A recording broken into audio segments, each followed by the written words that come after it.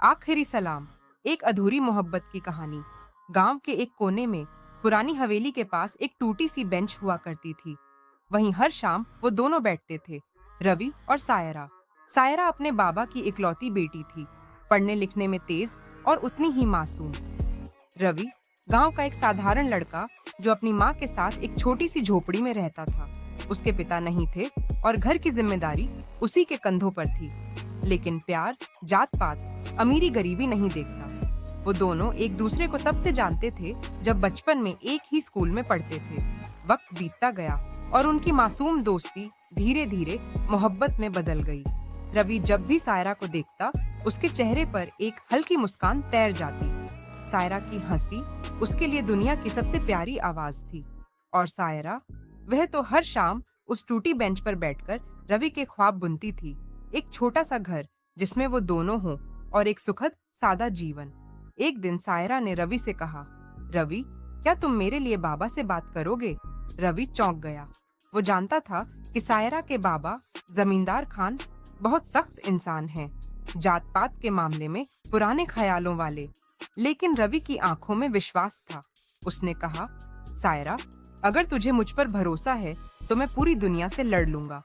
सायरा मुस्कुराई और उसके कंधे पर सिर रख दिया। उस दिन उन दोनों ने एक दूसरे से वादा किया, कोई आंधी आए, तूफान चले, लेकिन हम साथ रहेंगे। रवि सायरा के बाबा से मिलने गया। पूरे साहस के साथ उसने उनके सामने बात रखी। लेकिन जैसा उसने सोचा था वही हुआ। खान साहब का चेहरा गुस्से से लाल हो गया। एक गरीब लड़का मेरी बेटी से शादी करेगा? ये सपना देखना भी मत। रवि ने शांत स्वर में कहा, मोहब्बत ने अमीरी गरीबी नहीं देखी साहब, सिर्फ दिल देखा है। खान साहब ने घर के नौकरों को बुला लिया। रवि को धक्के मारकर बाहर फेंक दिया। उसी रात सायरा को एक कमरे में बंद कर दिया गया। सायरा कई दिनों तक बाहर नहीं निकली। रवि रोज उस टूटी बेंच पर बैठा इंतजार करता रहा। फिर एक दिन गांव में खबर फैली, खान साहब ने सायरा की शादी तय कर दी है। रवि का दिल बैठ गया।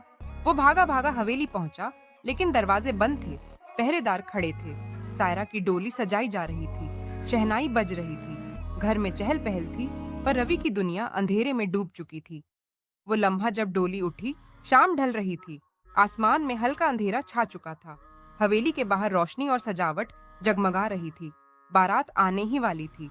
अंदर से सायरा की विदाई की रस्में शुरू हो चुकी थीं। रवि भीड़ से थोड़ा दूर खड़ा था। उसकी आंखें उस दरवाजे पर टिकी थीं जहां से डोली निकलने वाली थी। सायरा को डोली में बिठाया गया। उसकी आंखें नम थीं। चेहरे पर सजी मुस्कान नकली थी, जैसे जबरदस्ती किसी ने लगा दी हो। डोली जैसे ही हवेली के बाहर आई, रवि और सायरा की नजरें मिली। कुछ नहीं कहा दोनों ने।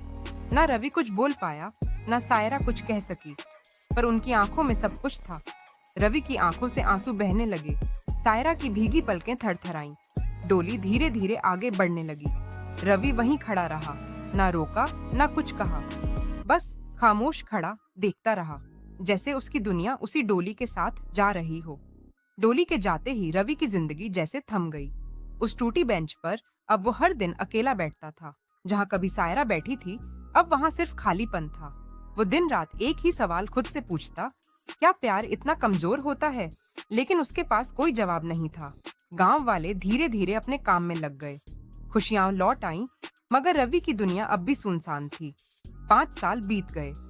सायरा अब शहर में रहती थी। उसकी शादी किसी बड़े व्यापारी से हुई थी। उसकी तस्वीरें सोशल मीडिया पर आती थीं, सजी धजी, मुस्कुराती हुई।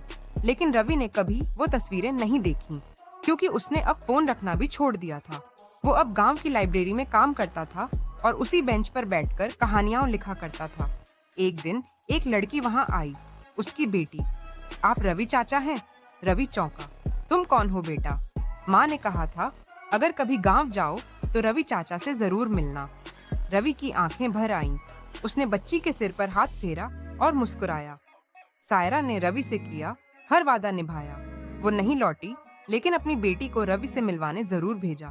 सायरा की डोली तो चली गई थी, पर उसकी रूह उसी बेंच पर बैठी रह गई थी, रवि के पास। और रवि, वो आज भी उसी बेंच पर बैठा एक नई कहानी लिखता है, जिसका शीर्षक होता है आखिरी सलाम, क्योंकि उसने सायरा को विदा नहीं किया था, बल्कि दिल से हमेशा के लिए रोक लिया था। भावनात्मक संदेश। सच्चा प्यार शायद जिंदगी भर नहीं मिलता, लेकिन अगर मिल जाए तो उम्र भर उसी की यादें काफी होती हैं। ये थी कुछ कहानी आखिरी सलाम, एक अधूरी मोहब्बत की कहानी। संदेश यही मिलता है, सच्चा प्यार शायद ज़िंदगी भर नहीं मिलता, लेकिन अगर मिल जाए तो उम्र भर उसी की यादें काफ़ी होती हैं। और ऐसे ही वीडियोस देखने के लिए मेरे चैनल को सब्सक्राइब करें। धन्यवाद।